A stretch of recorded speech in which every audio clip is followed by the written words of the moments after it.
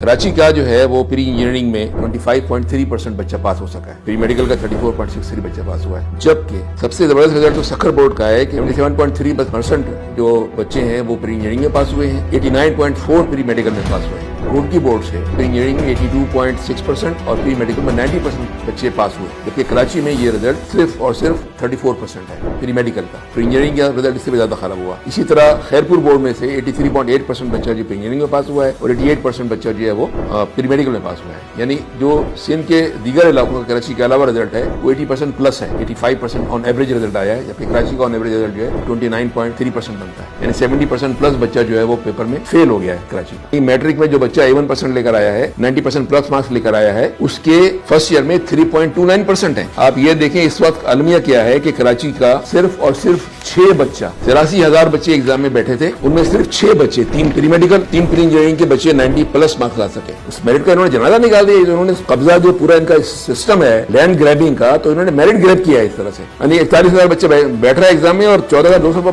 बच्चा पास हो रहा है। इसी तरह 42,000 बच्चा प्री इंजीनियरिंग में बैठ रहा है और 10,000 बच्चा उसमें पास हो रहा है। आप जाके देखें, रिजल्ट शीट निकाल के देखें डीजे की और दिल्ली कॉलेज की और आदमजी कॉलेज की, तो 6 पेपर में 2 बच्चे पास हैं। यानी ये वो बच्चे हैं जहां पर 90 प्लस स्टूडेंट एडमिशन लेते हैं। ये तो उन्होंने बिल्कुल इतना बड़ा अपने साथ हाथ कर लिया है, ये इंशाल्लाह पकड़े जाएंगे, इनको हम छोड़ेंगे नहीं। कोविड के असरात तो हम बहुत अच्छी बात कर सकते हैं कि क्या सक्कर में, घोटकी में, खैरपुर में क्या आइंस्टाइन पैदा हो गए थे, और कराची की बोर्ड में जो बहुत ही कोई किस्म का यानी कोलैप्स हो गए, हर चीज मेरिट कोलैप्स हो गई, प्रोफेसर खत्म हो गए, टीचर्स खत्म हो गए। बुनियादी जो वो मसला है ना वो है माइंडसेट का। हमारे पास जो 30-35 सालों में जो माइंडसेट बना है सिंध गवर्नमेंट का और उनके साथ उनके अलायंस जो थे उनका, वो जमीनों पर कब्जे का था, प्लॉटों पर कब्जे का था और टोटल करप्शन का। इस मामले पर वो कराची में जो टैलेंट था, जो बच्चों की जो काबिलियत थी और जो मेरिट थी, उसको वो डिक्लाइन नहीं कर सके थे। लेकिन अब इस दफा उन्होंने, चूंकि सारी तैयारी उनको पता है, सारी चीजें वो जानते हैं, सारी कानूनी चीजें उन्होंने कैलकुलेट की हुई है और पूरा डाटा उनके पास है, तो उन्होंने एक बिल्कुल सोचे समझे मंसूबे के तहत कराची के बच्चों का जब मेरिट ऑन पेपर आया तो उन्होंने उसी तरह से उस पेपर में तब्दीली की जिस तरह जमीन के जाली कागजात बनाते हैं या इलेक्शन के बोगस रिजल्ट बनाते हैं, बिल्कुल वही तरह का कार्य उन्होंने इस्तेमाल किया और कराची के बच्चों का बोगस रिजल्ट तैयार करके उन्होंने मेरिट को डिस्ट्रॉय किया,